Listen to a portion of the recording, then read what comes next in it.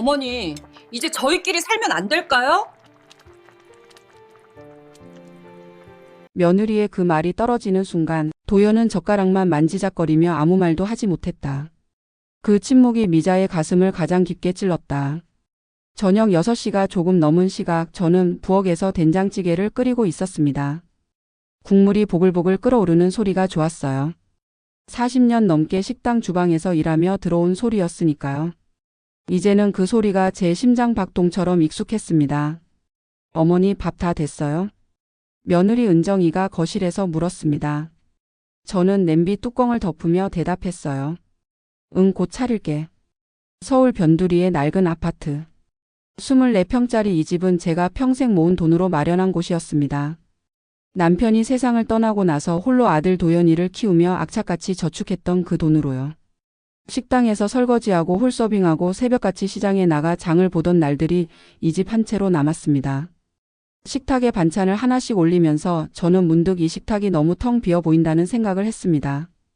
예전엔 도연이가 학교 이야기를 제잘거리고 저는 식당에서 있었던 일들을 들려주곤 했는데 지금은 수저 부딪는 소리만 유난히 크게 들렸어요. 도연아, 밥 먹어라. 제 아들은 36살입니다. 대학도 겨우 보냈고 취직도 늦게 했지만 그래도 제 자랑이었어요. 지금은 중견 건설 회사에 다니고 있습니다. 결혼한 지는 2년째예요. 며느리 은정이는 괜찮은 집안 출신이었습니다. 처음 만났을 때부터 저를 좀 불편해하는 듯 했지만 모 며느리가 시어머니를 좋아하는 경우가 어디 있겠어요. 잘 먹겠습니다.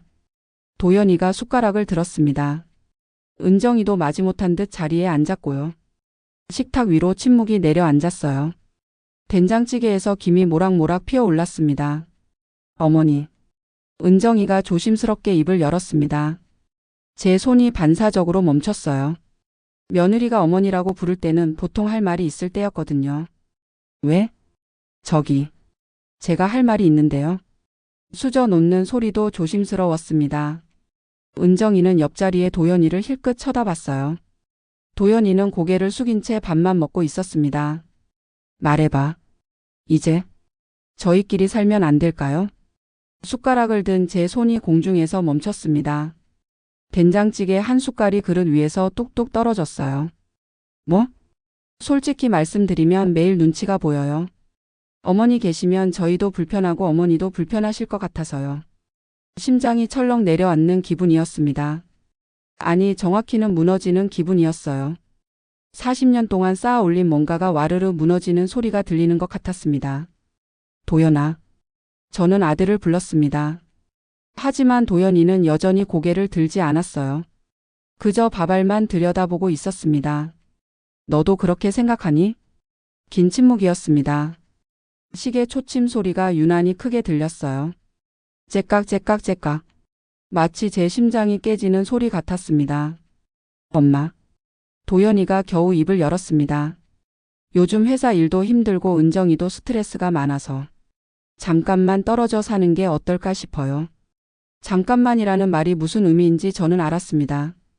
67년을 살아온 사람이 그런 말의 진짜 뜻을 모를 리 없었어요. 잠깐이 아니라 영원히 돌아오지 말라는 뜻이었죠. 집은 어머니 명의잖아요. 도연이 명의로 바꾸면 세금도 절약되고 나중에 상속받을 때도 편하고요. 은정이가 덧붙였습니다. 아, 그래서 이런 이야기를 꺼낸 거구나. 명의를 바꾸고 나면 저를 내보내기 쉬워지니까. 이 집에서조차 저는 환영받지 못하는 사람이 되는 거였어요. 식탁 위에 된장찌개에서 김이 점점 사라지고 있었습니다. 따뜻했던 국물이 식어가는 게 눈에 보였어요. 마치 제 가슴 속 무언가가 식어가는 것처럼요. 그래. 제 입에서 나온 말이었습니다. 목소리가 생각보다 차분했어요. 그래, 알겠다. 나도 이제 쉬어야겠네. 어머니. 은정이가 뭔가 말하려 했지만 저는 이미 자리에서 일어나고 있었습니다. 식탁 위에 반찬들을 하나씩 들어 부엌으로 옮겼어요. 된장찌개도 김치도 나물도. 제가 정성스레 준비한 모든 것들을 치웠습니다. 싱크대 앞에 서서 설거지를 시작했어요. 물소리가 시끄러웠습니다. 그 소리에 묻혀서 제 흐느낌이 들리지 않기를 바랐어요. 거친 손으로 그릇을 닦으면서 저는 이 손이 언제부터 이렇게 늙었나 생각했습니다. 뒤에서 도연이와 은정이가 방으로 들어가는 소리가 들렸어요.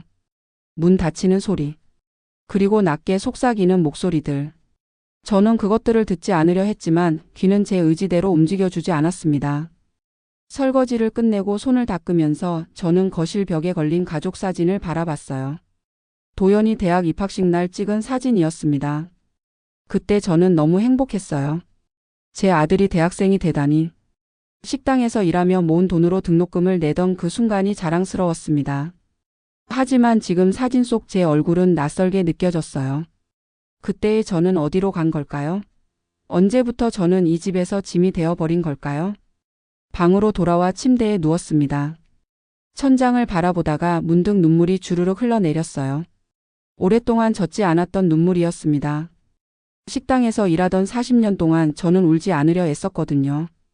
울면 지는 거라고 생각했으니까요.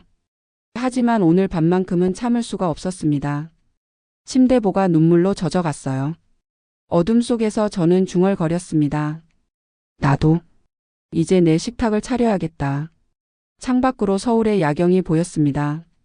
반짝이는 불빛들 사이로 저는 아주 먼 곳을 바라봤어요. 어쩌면 그곳에 제가 다시 시작할 수 있는 무언가가 있을지도 모른다는 희망을 품으면서요.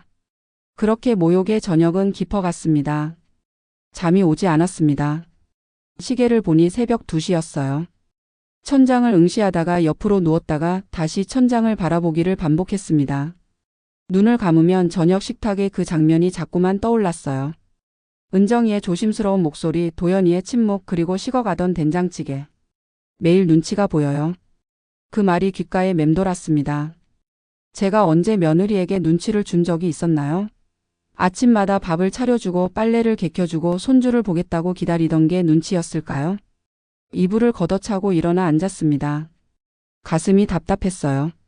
마치 누가 제 심장을 꽉 쥐고 있는 것 같았습니다. 방문을 열고 거실로 나갔어요. 어둠 속에서 익숙한 가구들의 윤곽이 보였습니다. 이 소파도 이 식탁도 이 텔레비전도 모두 제가 산 것들이었어요. 하나하나 장만할 때마다 얼마나 기뻤는지 몰라요. 도연이가 편하게 살 수 있게, 좋은 며느리를 맞이할 수 있게. 부엌으로 가서 냉장고 문을 열었습니다. 불빛이 환하게 얼굴을 비췄어요. 안에는 내일 아침 준비하려고 사둔 재료들이 가득했습니다. 시금치, 계란, 두부, 김. 이제 이걸 누구를 위해 꺼내야 할까요? 냉장고 문을 닫았습니다. 그리고 식탁에 앉아 어둠 속에 잠겼어요. 언제부터였을까요? 제가 이 집에서 짐이 된 게요. 생각해보니 징조들은 있었습니다. 은정이가 점점 제 눈을 피하기 시작한 것, 도연이가 말수가 줄어든 것, 저녁 식사 시간이 점점 짧아진 것. 하지만 저는 못 본 척했어요. 아니, 보고 싶지 않았던 거죠. 인정하고 싶지 않았던 겁니다. 한결아. 남편의 이름을 불러봤습니다. 허공에 흩어지는 소리였어요. 남편이 떠난 지도 벌써 15년이 되었습니다. 도연이가 21살 때였죠. 대학교 2학년이었어요. 그때 남편이 말했습니다. 병원 침대에 누워서요. 미자야, 내가 없어도 너는 잘 살 거야. 너는 강한 사람이니까. 강한 사람이라고요. 저는 고개를 저었습니다. 저는 강한 게 아니었어요. 그저 강한 척해야 했을 뿐이에요. 남편이 세상을 떠나고 아들을 혼자 키우고 식당에서 하루 12시간씩 일하면서도 웃어야 했던 거죠. 도연이한테 불안한 모습 보이지 않으려고요. 식당 일은 곧했습니다. 발은 항상 부어 있었고 허리는 늘 아팠어요. 손은 뜨거운 물과 찬물을 오가며 거칠어졌습니다. 하지만 저는 참았어요. 도연이 대학 등록금, 생활비, 결혼 자금. 모든 걸 제가 마련해야 했으니까요. 엄마는 괜찮아. 엄마는 일하는 게 좋아. 도연이한테 그렇게 말했습니다. 거짓말이었어요. 괜찮지 않았고 너무 힘들었습니다. 하지만 아들이 미안해할까봐, 아들이 학업에 집중하지 못할까봐 그렇게 말했던 거예요. 그러다 은정이를 만났습니다. 처음 인사할 때부터 느꼈어요. 며느리는 저를 좋아하지 않는다는 걸요. 하지만 도연이가 좋아하는 사람이었으니까 저는 최선을 다해 친절하게 대했습니다. 결혼식 날 저는 한복을 입고 웃었어요. 하객들이 어머님 정말 고생 많으셨어요 라고 말할 때마다 아니에요. 저는 행복했어요 라고 대답했습니다. 그것도 거짓말이었어요. 고생스러웠고 외로웠고 때로는 너무 힘들어서 포기하고 싶었습니다. 하지만 그날만큼은 진짜로 행복했어요. 제 아들이 좋은 사람 만나서 가정을 꾸린다는 게요. 이제 제 역할은 끝났다고 생각했습니다. 편히 쉴 수 있을 거라고요. 엄마, 우리랑 같이 살아요. 엄마 혼자 두면 걱정돼요. 도연이가 그렇게 말했을 때 저는 얼마나 기뻤는지 몰라요. 아직도 제가 필요한 사람이라는 게, 아직 버려지지 않았다는 게 그렇게 감사했습니다. 그런데 지금 생각해보니 그건 제가 이 집 명의자였기 때문이 아니었을까요? 제 명의의 집의 며느리가 시어머니를 내쫓을 수는 없으니까요. 눈물이 또 흘렀습니다. 이번엔 참지 않았어요. 그냥 울었습니다. 소리 없이 어둠 속에서 혼자서요. 시간이 얼마나 지났을까요? 동쪽 하늘이 조금씩 밝아오고 있었습니다. 새벽이 오고 있었어요. 저는 천천히 일어나 제 방으로 돌아왔습니다. 창밖을 보니 아파트 단지의 가로등들이 하나씩 꺼지고 있었어요. 밤이 끝나가고 있었습니다. 침대에 앉아서 문득 생각했습니다. 제 인생에서 진짜 제 것이었던 게 뭐가 있었을까요? 결혼해서는 남편의 아내였고, 아들을 낳고서는 도연이 엄마였고, 식당에서는 그냥 아줌마였어요. 정미자라는 사람은 어디에 있었을까요? 나는 누구지? 작게 중얼거렸습니다. 67년을 살았는데 제 자신에 대해 아는 게 별로 없었어요. 제가 좋아하는 게 뭔지, 제가 하고 싶은 게 뭔지, 제가 꿈꿔온 게 뭔지. 침대 옆 협탁 서랍을 열었습니다. 안에는 남편의 시계와 낡은 사진 몇 장이 있었어요. 그중 하나를 꺼냈습니다. 사진 속에는 젊은 시절의 저와 남편이 있었습니다. 한결식당 앞에서 찍은 사진이었죠. 우리는 함께 웃고 있었어요. 그때 저는 28살이었습니다. 가식당을 열었을 때였죠. 사진 속 제 얼굴을 들여다봤습니다. 눈이 반짝이고 입가에 미소가 번지고 뭔가 기대에 차 있는 표정이었어요. 저 사람은 누구일까요? 저였을까요? 미안해. 사진 속 제게 말했습니다. 너를 너무 오래 잃어버리고 살았어. 창밖이 점점 밝아졌습니다. 새로운 날이 시작되고 있었어요. 하지만 저는 알고 있었습니다. 이 집에서의 제 날들은 이제 끝나가고 있다는 걸요. 그리고 어쩌면 그게 끝이 아니라 시작일 수도 있다는 것도요. 사진을 가슴에 품고 눈을 감았습니다. 이번엔 잠이 왔어요. 오랜만에 편안한 잠이었습니다. 사흘이 지났습니다. 그동안 저는 평소처럼 생활했어요. 아침밥을 차리고 설거지를 하고 빨래를 널었습니다. 은정이와 도연이는 어색하게 저를 대했지만 저는 아무렇지 않은 척했어요. 오히려 더 밝게 웃으려 애썼습니다. 어머니 괜찮으세요? 은정이가 조심스럽게 물었을 때 저는 대답했습니다. 응, 괜찮아. 너희 말이 맞아. 이제 각자 살 때도 됐지. 그 말에 은정이는 안도하는 듯 보였어요. 도연이는 여전히 제 눈을 똑바로 마주치지 못했지만요. 그날 오후 도연이와 은정이가 모두 외출했습니다. 주말인데도 도연이는 회사 일이 있다고 했고 은정이는 친구를 만난다고 했어요. 어쩌면 저를 피하고 싶었는지도 모르겠습니다. 혼자 남은 집은 고요했습니다. 시계 소리만 또각또각 들렸어요. 저는 제 방으로 들어가 옷장을 열었습니다. 한동안 정리하지 않았던 옷장이었어요. 옷가지들을 하나씩 꺼내면서 이 옷은 언제 샀던가, 이건 도연이 결혼식 때 입었던 거구나 하며 추억을 떠올렸습니다. 옷장 맨 아래 칸에 먼지 쌓인 박스가 있었어요. 이삿날 넣어둔 뒤로 한 번도 열어보지 않았던 박스였습니다. 무거운 박스를 꺼내어 바닥에 내려놓고 천천히 뚜껑을 열었어요. 안에는 오래된 물건들이 가득했습니다. 남편의 낡은 앞치마, 식당에서 쓰던 메뉴판, 영수증 묶음, 그리고 이게... 손이 멈췄습니다.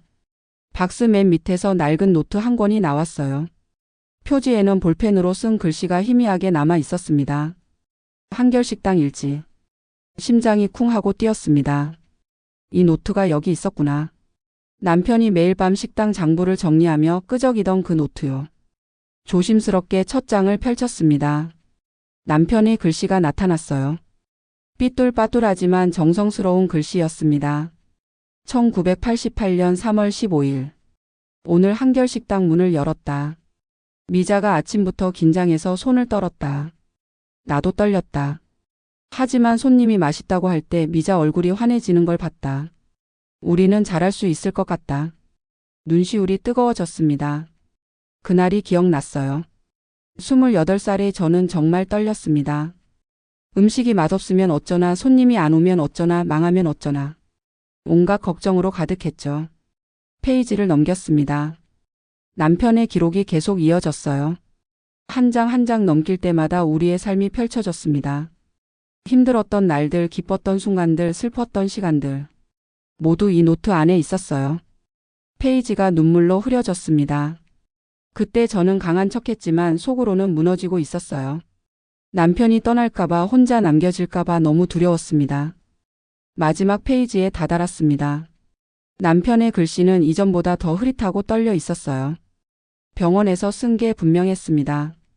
2010년 3월 28일. 이제 시간이 얼마 남지 않은 것 같다. 미자에게 하고 싶은 말이 많은데 막상 입을 열면 말이 나오지 않는다. 그래서 여기에 쓴다. 미자야, 미안해. 너보다 먼저 가게 돼서. 우리가 함께 꿈꿨던 것들을 다 이루지 못해서. 하지만 후회는 없어. 너와 함께한 시간들이 내 인생 최고의 시간이었으니까. 미자야, 너는 나 없이도 잘 살 거야. 너는 나보다 훨씬 강한 사람이니까. 도연이도 잘 키울 거고 행복하게 살 거야. 그런데 미자야, 한 가지만 약속해줘. 너무 남을 위해서만 살지 말고 가끔은 내 자신을 위해서도 살아줘. 내가 좋아하는 일을 해줘. 내가 먹고 싶은 음식을 먹어줘. 내가 가고 싶은 곳에 가줘. 속초에 작은 상가 하나 사뒀어. 너 이름으로. 나중에 도연이 다 크고 나면 그곳에서 다시 시작해도 좋을 것 같아. 한결식당. 이번엔 내 이름으로. 언젠가 다시 내 이름으로 식탁을 차릴 것. 사랑해, 미자야. 그리고 고마워. 노트가 손에서 떨어졌습니다. 저는 그대로 바닥에 주저앉아 울었어요. 소리 내어 울었습니다. 참지 않았어요. 여보. 남편이 떠나고 15년 동안 저는 이 노트의 존재를 잊고 있었습니다. 아니, 잊은 게 아니라 기억하고 싶지 않았던 걸지도 몰라요. 너무 아팠으니까요. 하지만 지금 이 순간 저는 알았습니다. 남편이 제게 남긴 게 무엇인지를요. 속초의 상가. 그 이야기는 들었었어요. 남편이 돌아가시기 전에 말했었죠. 하지만 저는 그곳에 가본 적이 없었습니다. 갈 용기가 없었어요. 남편 없이 어떻게 식당을 다시 시작할 수 있겠어요?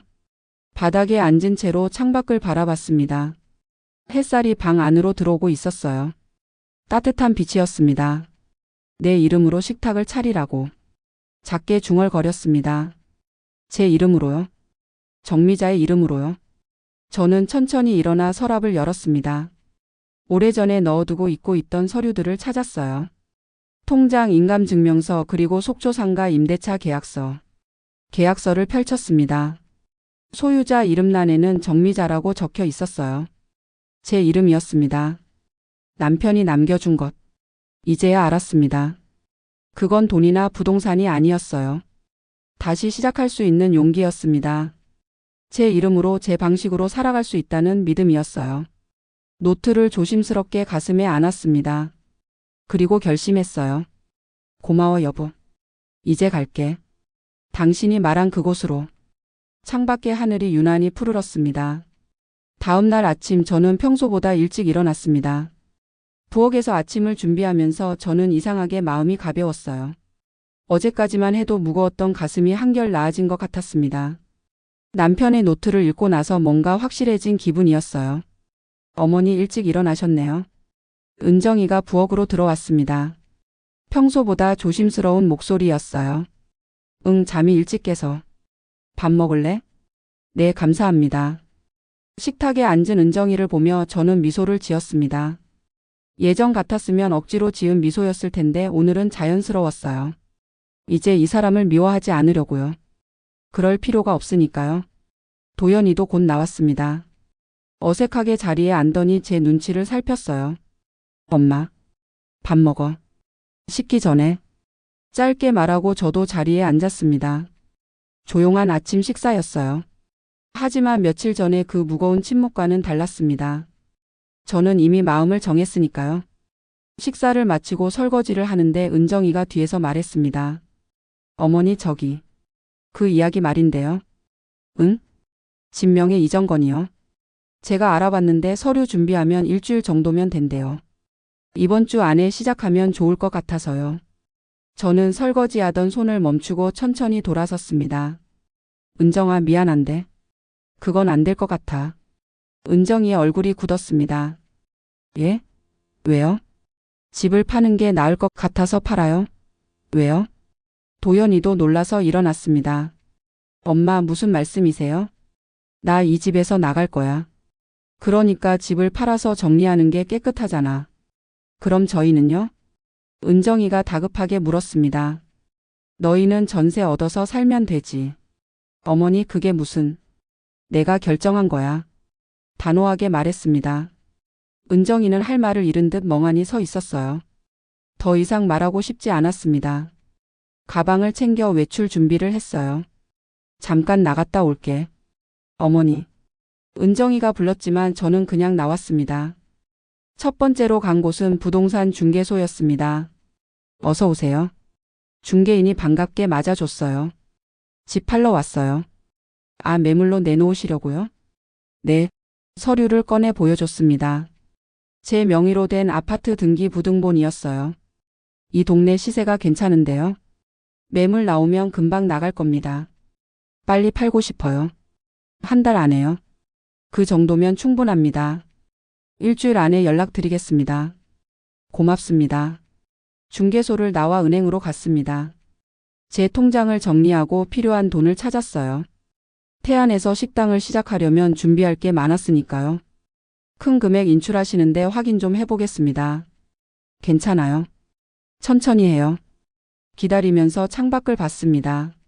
사람들이 바쁘게 걸어가고 있었어요. 모두 자기 삶을 살고 있었습니다.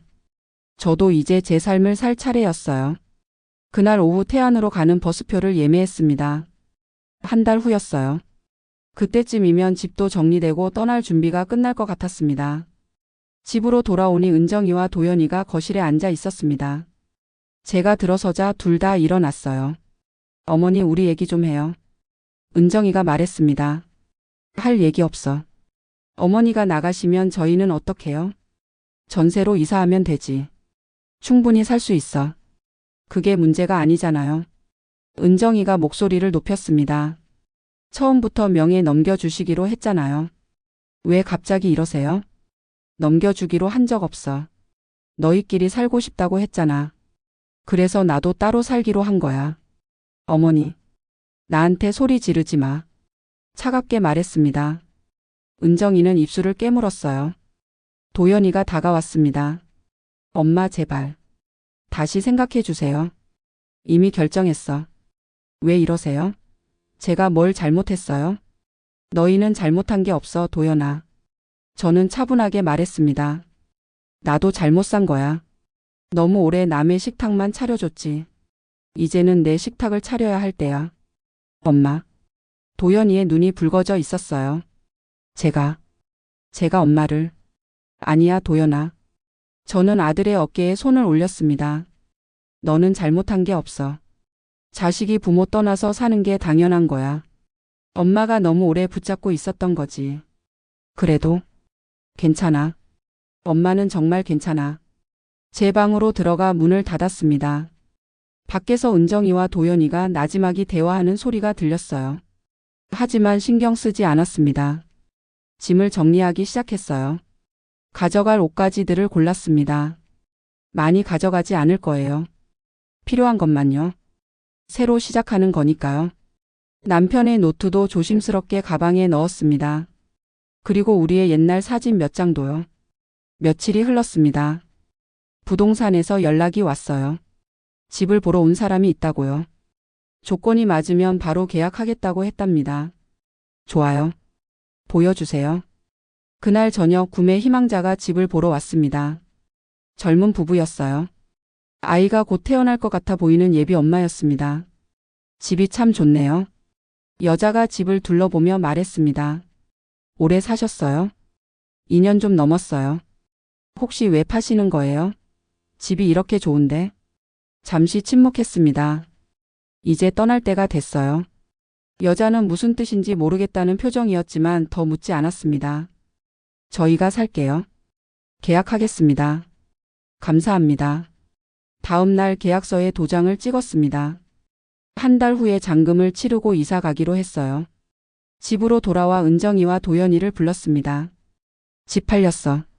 한 달 후에 나가야 해. 은정이의 얼굴이 창백해졌습니다. 한 달이요? 응. 전세 알아봐. 어머니 정말 이러실 거예요? 이미 계약했어. 더 이상 할 말이 없었습니다. 제 방으로 들어가 문을 닫았어요. 방으로 돌아와 여행 가방을 꺼냈습니다. 이제 며칠만 더 있으면 떠날 거예요. 태안으로요. 제 새로운 시작이 있는 곳으로요. 한 달이 빠르게 지나갔습니다. 그동안 저는 조용히 준비했어요. 가져갈 것과 버릴 것을 정리했습니다. 40년 동안 모은 것들이었지만 막상 필요한 건 많지 않았어요. 옷 몇 벌, 사진 몇 장, 그리고 남편의 노트. 도연이와 은정이는 전세를 알아보고 있었습니다. 처음엔 원망하는 듯 했지만 시간이 지나면서 체념한 것 같았어요. 어쩔 수 없는 일이었으니까요. 어머니 이사 날짜 잡으셨어요? 은정이가 조심스럽게 물었습니다. 응, 다음 주 화요일. 저희도 그날 나갈게요. 그래. 더 이상 할 말이 없었습니다. 우리는 그저 같은 공간에서 각자의 시간을 보냈어요. 마지막 주말 저는 마지막 청소를 했습니다. 구석구석 닦고 정리했어요. 이 집에 온 지 2년밖에 안 됐지만 제 손때가 많이 묻어 있었습니다. 부엌 싱크대를 닦으면서 설거지하던 날들이 떠올랐어요. 거실 바닥을 쓸면서 도연이가 어렸을 때 여기서 놀던 모습이 생각났습니다. 아니, 그건 옛날 집이었죠. 기억들이 뒤섞였어요. 엄마. 도연이가 제 방문을 두드렸습니다. 들어와. 도연이는 들어와서 제 짐을 보더니 말했습니다. 정말 가시는 거예요? 응. 연락은 하실 거죠? 당연하지. 너 내 아들인데. 도연이의 눈이 붉어졌습니다. 엄마 미안해요. 제가, 도연아. 저는 아들의 손을 잡았습니다. 너는 잘못한 게 없어. 정말이야. 엄마가 너무 오래 붙잡고 있었던 거야. 그래도 이게 더 좋은 거야. 너희도 엄마도 서로 자유로워지는 거지. 자유? 응. 엄마도 이제 엄마 인생을 살아야지. 너무 오래 남의 인생만 살았어. 도연이는 아무 말도 하지 못했습니다. 그저 고개를 숙이고 있었어요. 잘 살아, 도연아. 은정이랑 행복하게. 네, 엄마. 도연이가 나가고 저는 마지막 짐을 챙겼습니다. 큰 가방 하나, 손가방 하나. 그게 전부였어요. 떠나는 날 아침 일찍 일어나 마지막 아침을 준비했습니다. 된장찌개와 밥, 그리고 김치와 나물 몇 가지. 간단하지만 정성스럽게요. 어머니 이렇게까지 안 하셔도 돼요. 은정이가 미안한 듯 말했습니다. 마지막이잖아. 세 사람이 식탁에 앉았습니다. 조용한 아침이었어요. 수저 소리만 작게 들렸습니다. 잘 먹었습니다. 도연이가 먼저 일어났습니다. 회사에 가야 한다고 했어요. 하지만 현관에서 한참을 머뭇거렸습니다. 엄마 어디로 가세요? 태안으로 갈 거야. 태안요? 도연이가 놀라서 물었습니다. 거기서 뭐 하시게요? 한결식당. 다시 열려고. 갑자기 무슨. 갑자기가 아니야. 아빠가 남겨준 거야. 거기 작은 상가 있어. 내 이름으로. 엄마 제가 모셔다 드릴게요. 아니야, 괜찮아. 버스 타고 갈 거야. 그래도. 가봐. 회사 늦어. 엄마. 사랑해요. 도연이가 갑자기 저를 안았습니다. 꽉 안았어요. 저도 아들을 안았습니다. 마지막 포옹이었어요. 나도 사랑해, 아들아. 도연이가 떠나고 은정이도 짐을 챙기며 나갔습니다. 이사 짐을 붙일 차가 온다고 했어요. 어머니 건강하세요. 너도. 도연이 잘 부탁해. 네, 어머니. 은정이도 나가고 집에는 저 혼자 남았습니다. 텅 빈 거실을 천천히 둘러봤어요. 가구들은 모두 치워졌고 벽만 남아 있었습니다. 가족 사진도 떼어냈어요. 이제 이 집은 다른 사람의 집이 될 거예요. 부엌으로 가서 싱크대를 한 번 더 만졌습니다. 차갑고 매끄러웠어요. 안녕. 작게 중얼거렸습니다. 가방을 들고 현관문을 열었습니다. 뒤돌아보지 않았어요. 뒤돌아보면 아쉬워질 것 같았거든요. 문을 닫고 열쇠를 우편함에 넣었습니다. 새 주인이 올 때까지 부동산에서 관리할 거예요. 엘리베이터를 타고 내려왔습니다. 거울 속에 비친 제 얼굴을 봤어요. 주름진 얼굴이었지만 표정은 밝았습니다. 이제야 내 얼굴이 보이네. 작게 중얼거렸습니다. 엘리베이터 문이 열리고 아파트 밖으로 나왔어요. 햇살이 따사로웠습니다. 5월의 햇살이었어요. 버스 정류장으로 걸어가면서 뒤돌아보고 싶은 마음을 꾹 참았습니다. 대신 앞을 봤어요. 앞으로 가야 할 길을요. 버스를 타고 서울역으로 갔습니다. 거기서 태안으로 가는 고속버스를 탈 거예요. 버스 터미널에 도착해서 표를 끊었습니다. 태안 한 장이요. 왕복이세요? 아니요, 편도요. 네, 여기 있습니다. 표를 받아들고 대합실에 앉았습니다. 사람들이 바쁘게 오가고 있었어요. 떠나는 사람들, 도착하는 사람들. 모두 자기 길을 가고 있었습니다. 휴대폰을 꺼냈습니다. 도연이한테 문자를 보냈어요. 도연아, 엄마 잘 갈게. 걱정하지 마. 사랑한다. 곧 답장이 왔습니다. 엄마 자주 연락드릴게요. 사랑해요. 눈시울이 뜨거워졌지만 눈물을 참았습니다. 우는 게 아니었어요. 웃어야 할 때였습니다. 태안행 버스 출발합니다. 안내 방송이 나왔습니다. 저는 가방을 들고 일어섰어요. 버스에 올라 창가에 앉았습니다. 버스가 출발했어요. 창밖으로 익숙한 동네가 점점 멀어졌습니다. 서울 거리의 빌딩들, 붐비는 사람들, 복잡한 교차로들. 모두 점점 작아지고 있었어요. 그리고 저는 처음으로 가볍게 숨을 내쉬었습니다. 자유로웠어요. 무서웠지만 설렜습니다. 67년 만에 처음 떠나는 여행 같았어요. 끝이 아니라 시작이었습니다. 기다려, 여보. 이제 가. 창밖으로 서울의 하늘이 보였습니다. 구름 사이로 햇살이 쏟아지고 있었어요. 새로운 시작을 축복하듯이요. 태안행 버스는 3시간을 달렸습니다. 창밖 풍경이 점점 바뀌었어요. 높은 빌딩들이 사라지고 낮은 건물들이 나타났습니다. 그러다 논밭이 보이기 시작했고 마침내 바다가 눈에 들어왔어요. 와! 저도 모르게 감탄사가 나왔습니다. 푸른 바다였어요. 햇살이 수면에 반짝이고 하얀 파도가 일렁였습니다. 서울에서는 볼 수 없던 풍경이었죠. 버스가 태안터미널에 도착했습니다.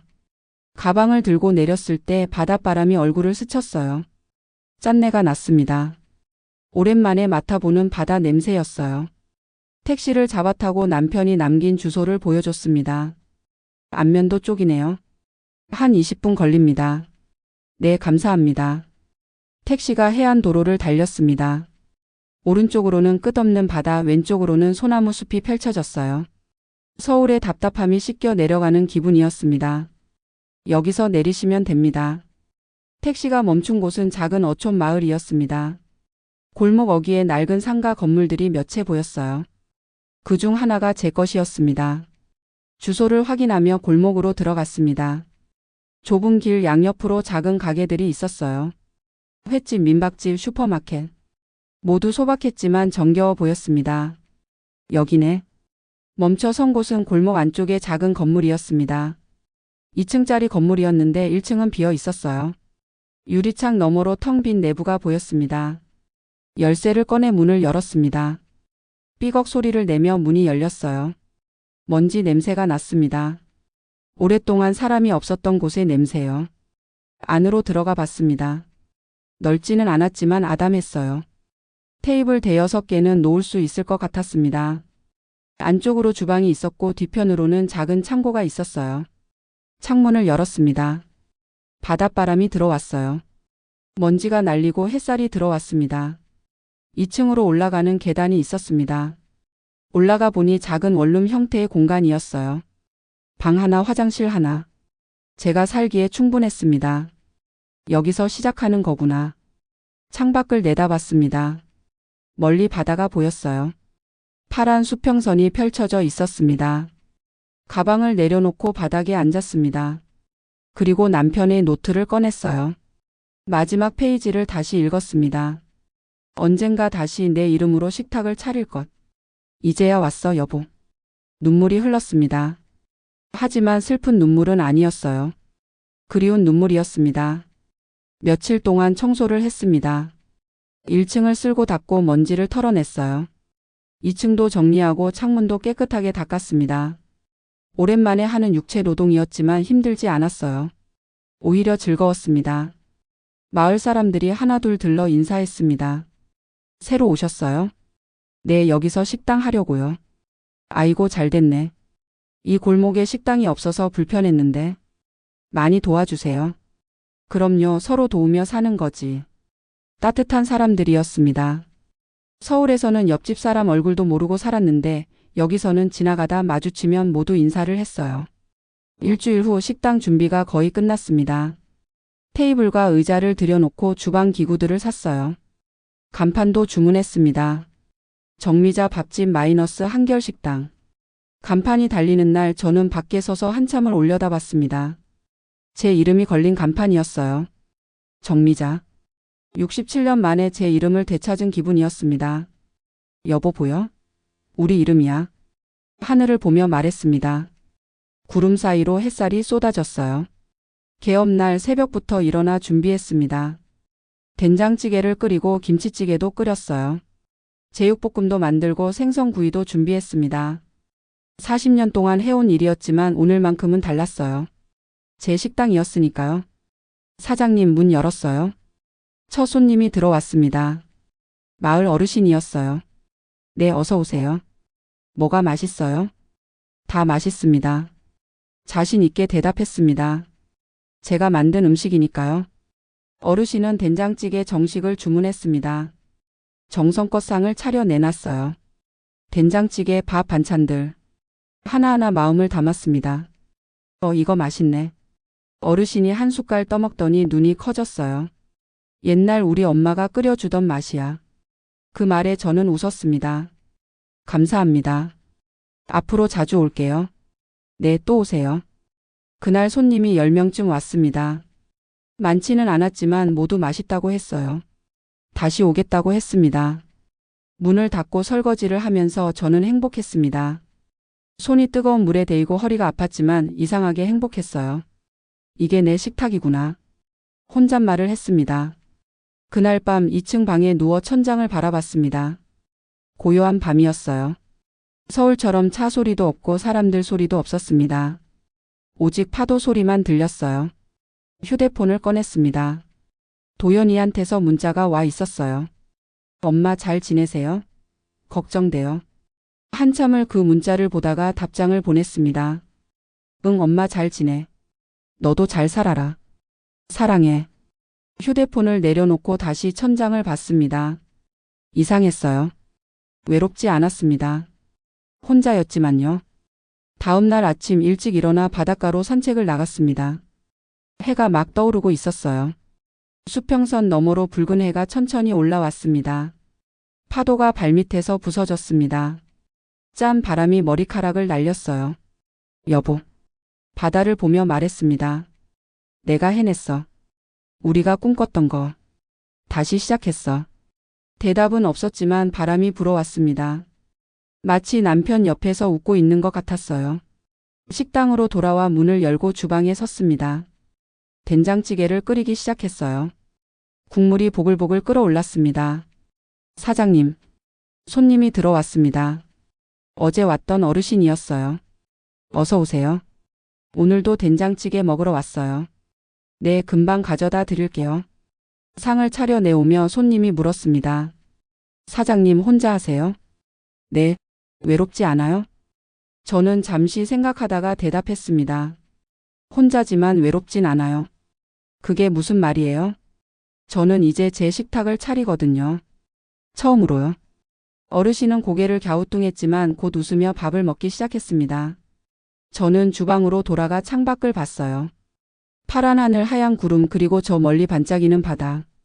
벽에 걸린 거울에 제 얼굴이 비쳤습니다. 주름진 얼굴, 하얀 머리카락. 하지만 눈빛만큼은 젊었어요. 살아 있었습니다. 그리고 옆에는 오래된 가족 사진이 걸려 있었습니다.